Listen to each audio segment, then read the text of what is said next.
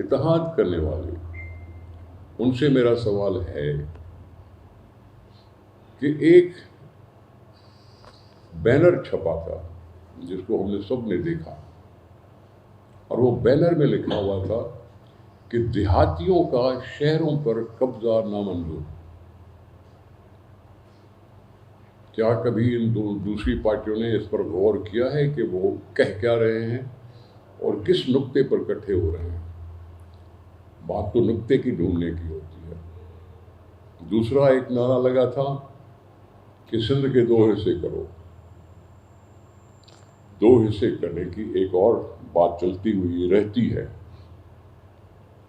तीसरा हिस्सा provincial autonomy, जिस पर भी वो जो जमात है कराची से, वो एक मौक़िफ़ ज़ाहिर करती रहती है कि इसको डावाडोल करना है।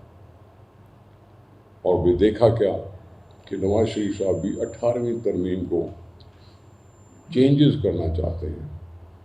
वो 18वीं तरमीम जिसको हमने कहा कि हमने आइन की बहाली की है, 73 के आइन को ज़हन में रख कर तो मैं तो इसको आइन की मुखालफत समझूंगा,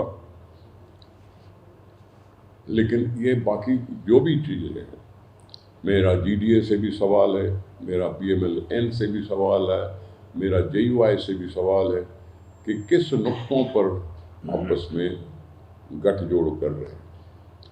इमरान खान साहब की बात का क्या कहूँ कि वो अक्सर भौचाल पैदा करने के माहिर लगते हैं, और पाकिस्तान को किसी सूरत हाल से दो चार होना पड़ा है, लेकिन आपको और हम सबको अफवाज पाकिस्तान की उस ताकत पर भरोसा है जो इन चीज़ों को कंट्रोल कर सकती है, जबकि पहले भी किया था। लेकिन उसके बावजूद ये कहना कि जी कुछ दिन पीछे हो सकती है इलेक्शन, तो एक्चुअली मौलाना फजल रहमान साहब सुप्रीम कोर्ट की हद तक कर रहे हैं। सुप्रीम कोर्ट की जो हैसियत है उसको मशकूक बनाने की कोशिश है। मैं समझता हूँ इससे ज़्यादा सुप्रीम कोर्ट को चैलेंज करने का क्या होता है कि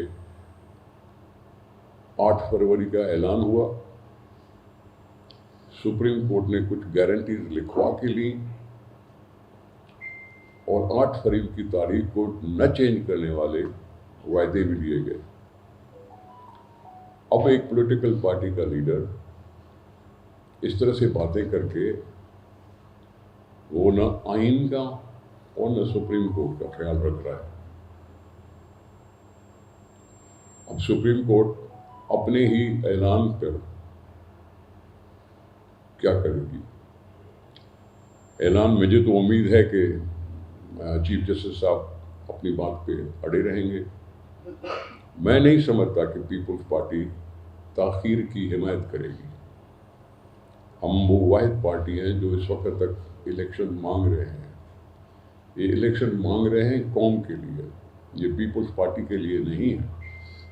सारी कौम जो इस वक्त उनसे पाकिस्तान छीना हुआ है, जब उनकी अमल दरामद नहीं है, अमल दखल अंदाजी नहीं है, फैसलों में नहीं है, तो इस वक्त पाकिस्तान को मैं समझता हूँ छीना गया है और ये कौम के पास नहीं रहा। अवाम को हम ताकत का सरचश्मा मानते हैं, और हमारी इन सारी कोशिशों, हमारे इन सारे बयानात की वजह से ये भी तो हुआ ना कि हम न्यूट्रल हैं। न्यूट्रलिटी को गाली दी इमरान ने।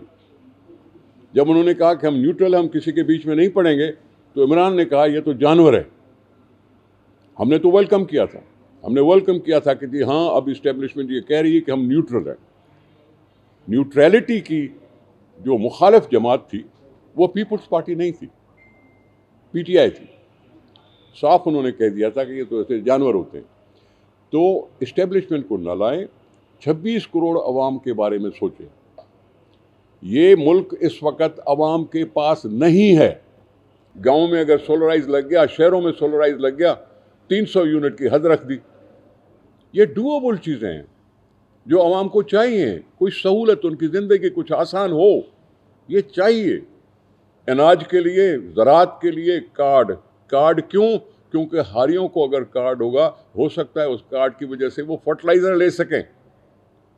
या उनको कुछ मुराहत मिल सके, मैं समझता हूँ वो तो डूएबल हैं। मैं मानता हूँ कि पाकिस्तान एग्रीकल्चर बेस्ड इकोनॉमी है।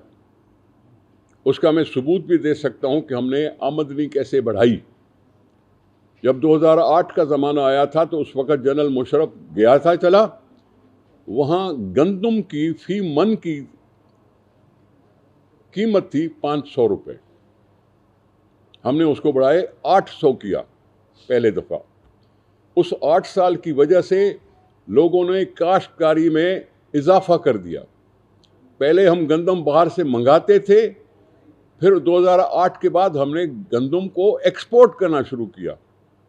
एक्सपोर्ट से भी फ़ायदा ही होता है, कमाई होती है, बेहतर अगर रकम मिलती है तो हमारी जो इन्वेस्टमेंट लगी होती है ज़राअत में वो कुछ ना कुछ रिकवर होती है।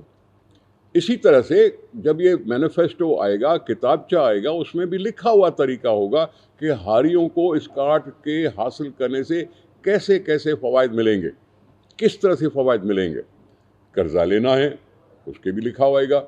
हर चीज़ की डिटेल जो आएगी वो तो उस किताबचे में आएगी। फ़िलहाल तो बिलावल साहब ने एक खदो खाल बताए कि आगे 5 साल में अगर पाकिस्तान पीपल्स पार्टी को इक़्तिदार मिलता है, लोग उसको जितवाते हैं, तो ये काम कर सकेंगे।